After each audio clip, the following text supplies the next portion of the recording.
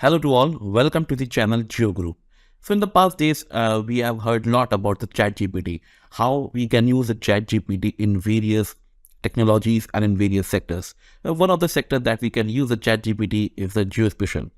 So the main part of the Geospatial technology is converting the data set into the information. So let's see in this video how we can use this ChatGPT to not only to create the data but convert that data into the GIS format and make a presentable maps with this or with the whole thing in the ChatGPT.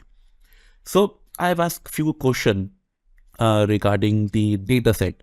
For example, my main objective is to geocode some of the data set. So as of now, I have asked a simple question that lists the capital cities of top 10 economies country with its country name and its GDP. That means the capital cities of top 10 economies in the world.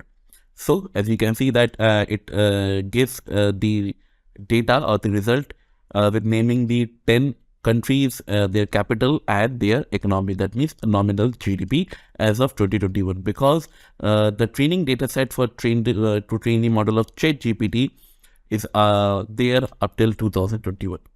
Now what I've done, I asked the ChatGPT to convert this information into a pandas data frame in the Python. So I just simply write a Python program to convert the above list into the pandas data frame. So within a few seconds or within a few minutes, if the ChatGPT has written a code importing a library, that means import the pandas and convert all the list of these 10 countries, cities and their GDP into a pandas data frame, and at the end it will print the data frame. So let's see how this script works. So we'll just copy code, and I'm using this thing into the Google Colab. I'll just paste this and see how our script will run.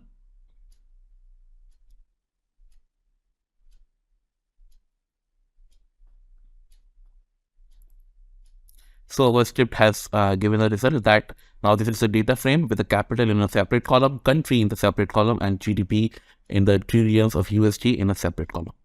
Now the next thing I want to do is to geocode this thing. So later on I asked the ChatGPT that to use the Geopandas library to geocode the data frame using the city name and the country name, because if I just use the city name, it won't be geocode properly. So that's why I asked them to use this both the name, that means country name, and the city name. And now this is the list. So it has used the Geopandas libraries, and it has also used the GeoPy library. GeoPy is a very helpful library in the Python to geocode. That means converting addresses into the latitude and longitude. Now this is the input data frame, and after that it will return a few lines using the GeoPy library and create a geodata frame. So what I will do, I'll just copy the script and let's see what will be our end result. So before executing this script, I need to make sure that the Geopandas library and GeoPy library doesn't come by default in the Google Colab. So what I will do, I'll just use the pip install Geopandas.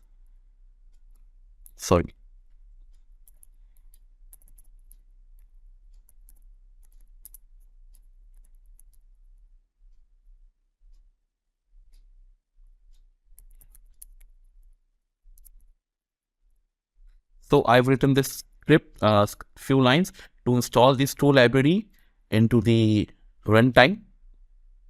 So it will hardly take me less than a minute.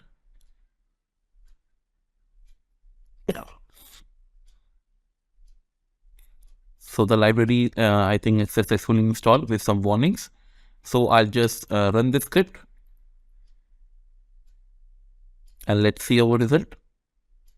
So our result should be a Geopandas data frame in which we will have location, the information about the capital, country, its GDP, and the latitude and longitude.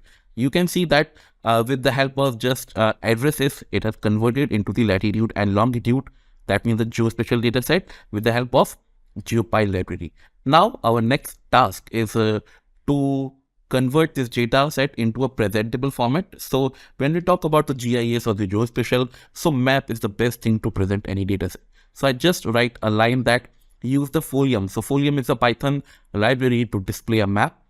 So I have asked that to use the folium to display the above location on a map with a pop-up, and marker size should be depend on the GDP's value.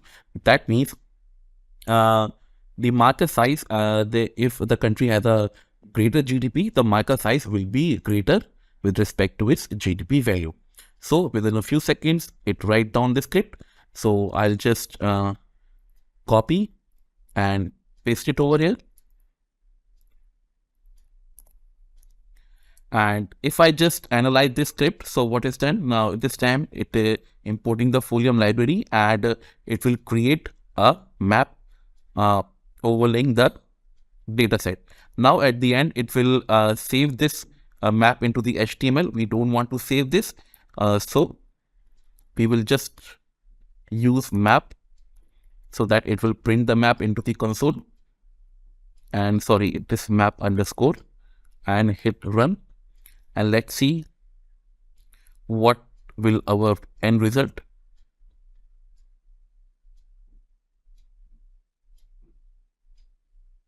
So yes, it has created a map, but the map doesn't look very informative because it is showing very big circles. So now if you have a Python background, you can analyze the script and see that the radius size of the marker is the GDP into 50. Okay, so what we can do, we just reduce the marker size by deleting this 50 and again run the script.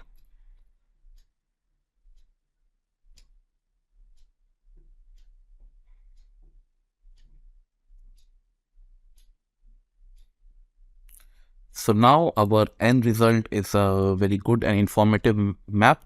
So we can see this, it has created 10 circles. Like the biggest circle is this into the Washington DC, I think. If I click over this, so it is showing Washington DC, and it is the highest GDP. Next is the China, and after that European country, that means Germany, Paris, then India, the fourth or fifth largest GDP in the world, Japan, etc. So now you can see that how a ChatGPT will not help us not only to extract the data, but convert that into the geospatial format and make a presentable map. But in order to use the ChatGPT, we should have a basic knowledge of that particular programming language. Either you're using Python, R, or anything. That's why if you got sometimes error, you can debug it by your own. So you should use a ChatGPT with more cautious and with more background information. So that's it for the day. Hope you enjoyed the video. Now you can create your own data set with a ChatGPT, and you can write down a comment that what other things or what are simple things can be done in the ChatGPT, and you can also present your result also. So if you like this video, hit the like button, subscribe to the channel, and share with your colleagues. Thank you.